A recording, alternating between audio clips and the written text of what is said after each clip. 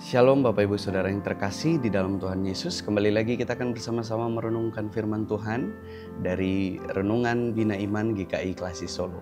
Mari Bapak Ibu Saudara kita bersatu dalam doa. Bapa kami yang baik, kami bersyukur kalau firman Tuhan hari ini boleh tersampaikan lagi kepada setiap kami. Biarlah kiranya melalui firman Tuhan yang akan kami dengarkan ini boleh menjadi kekuatan bagi kami. Dan biarlah firman Tuhan ini boleh sungguh-sungguh berkuasa di dalam kehidupan kami untuk mengubah kehidupan kami. Ajar kami dan berikan hikmat juga tuntunan kepada kami supaya kami dapat melakukan firman-Mu di dalam kehidupan kami. Terima kasih Tuhan Yesus, di dalam nama-Mu kami berdoa. Amin. Bapak Ibu Saudara yang terkasih, bacaan kita pada hari ini terambil dari Kolose pasalnya yang keempat, ayatnya yang kedua sampai ayatnya yang keenam. Kolose pasalnya yang keempat, ayatnya yang kedua sampai ayatnya yang keenam. Bertekunlah dalam doa dan dalam itu berjaga-jagalah dengan mengucap syukur. Berdoa jugalah untuk kami supaya Allah membuka pintu untuk pemberitaan kami, sehingga kami dapat berbicara tentang rahasia Kristus yang karenanya aku dipenjarakan. Dengan demikian, aku dapat menyatakannya sebagaimana seharusnya. Hiduplah dengan penuh hikmat terhadap orang-orang luar, pergunakanlah waktu yang ada.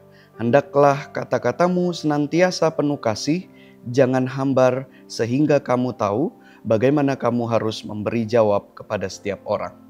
Bapak Ibu Saudara yang terkasih, di dalam bacaan di dalam surat Kolose pasalnya yang keempat tadi kita melihat bagaimana Rasul Paulus memberikan sebuah nasihat.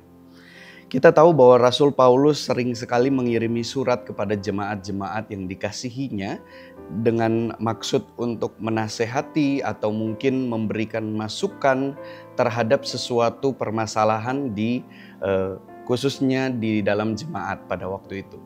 Nah, terkhusus di surat Kolose ini kalau di dalam beberapa tafsiran mengatakan bahwa surat Kolose ini adalah sebuah surat edaran yang diberikan kepada jemaat-jemaat yang lain. Sehingga isinya hampir sama dengan beberapa surat lain yang ada juga di dalam Alkitab. Di sini Rasul Paulus membahas tentang bagaimana iman kekristenan, kita percaya kepada Kristus, lalu kemudian kita dilahirbarukan, kita mengenakan manusia baru. Seperti apa yang kita bisa baca juga di dalam perikop-perikop sebelumnya, di situ Rasul Paulus membahas tentang bagaimana manusia baru itu harus diperbarui, seorang yang percaya kepada Kristus harus kemudian menggunakan manusia baru. Lalu setelah itu Rasul Paulus juga memberikan hal-hal praktis yang sangat-sangat jelas tentang hubungan atau relasi dengan sesama, khususnya anggota keluarga dan juga dengan sesama yang lain. Dan di dalam pasalnya yang keempat ini, di dalam surat Kolose, Rasul Paulus sedang membahas tentang hubungan antara anggota-anggota rumah tangga.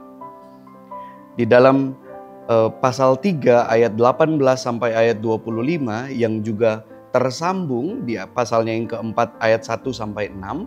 Di sini Rasul Paulus membahas tentang bagaimana seorang istri harus mengasihi suaminya, seorang suami juga harus mengasihi istrinya, dan demikian yang lain begitu ya, dengan anak-anak. Lalu kemudian bahkan dibahas juga soal hamba dan tuan, tuan dan hamba.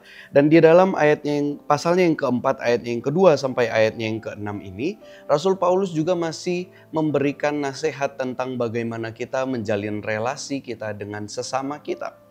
Dia berkata khususnya setiap jemaat pada waktu itu diberikan sebuah perintah untuk bisa bertekun di dalam doa dan juga berjaga-jaga dengan mengucap syukur.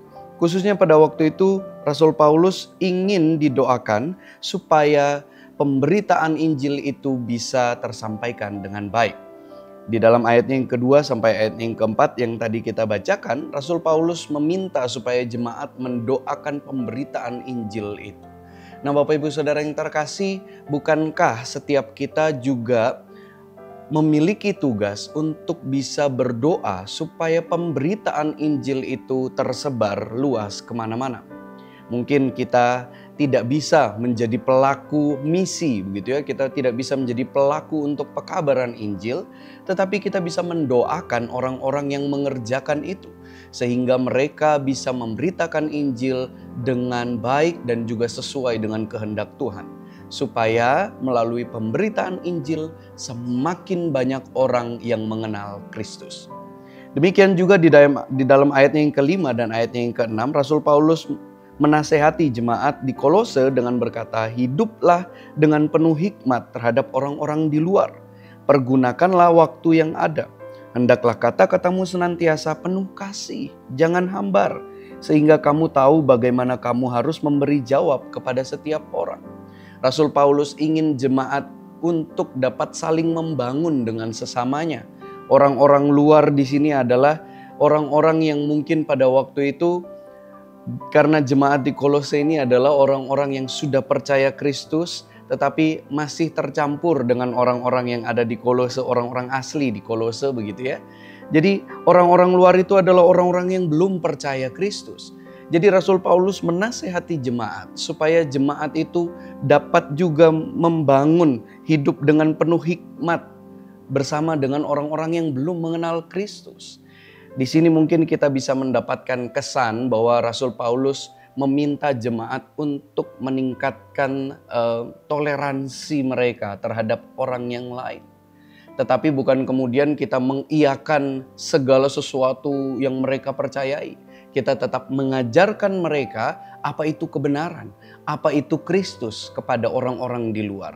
Demikian juga kita, Bapak Ibu Saudara yang terkasih.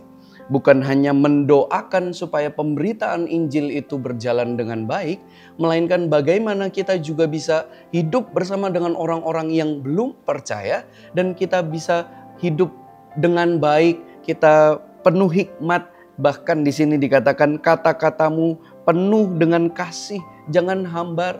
Kita tidak mengutuki mereka, kita tidak mengejeki mereka, melainkan kita penuh dengan kasih. Sehingga kasih yang dari Kristus yang kita miliki itu bisa tersampaikan kepada orang-orang di luar sana, orang-orang yang belum percaya. Dan dengan demikian kita juga turut mendukung di dalam pemberitaan Injil. Maka dari itu Bapak Ibu Saudara, hiduplah juga dengan penuh kasih bersama dengan sesama kita dan mungkin orang-orang yang belum percaya. Supaya Tuhan menolong kita dan juga Tuhan menguatkan kita untuk kita bisa jadi berkat di luar sana. Maka dari itu Bapak Ibu Saudara yang terkasih, hari ini kita belajar melalui nasihat dari Rasul Paulus tentang bagaimana kita membangun relasi dengan sesama kita.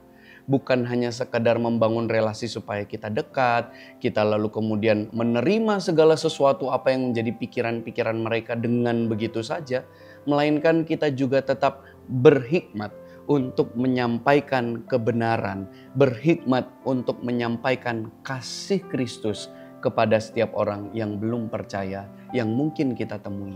Dimanapun berada, mungkin di rumah kita ada anggota keluarga yang masih belum percaya, atau mungkin tetangga kita, atau mungkin di tempat kerja kita, atau mungkin dimanapun kita berada.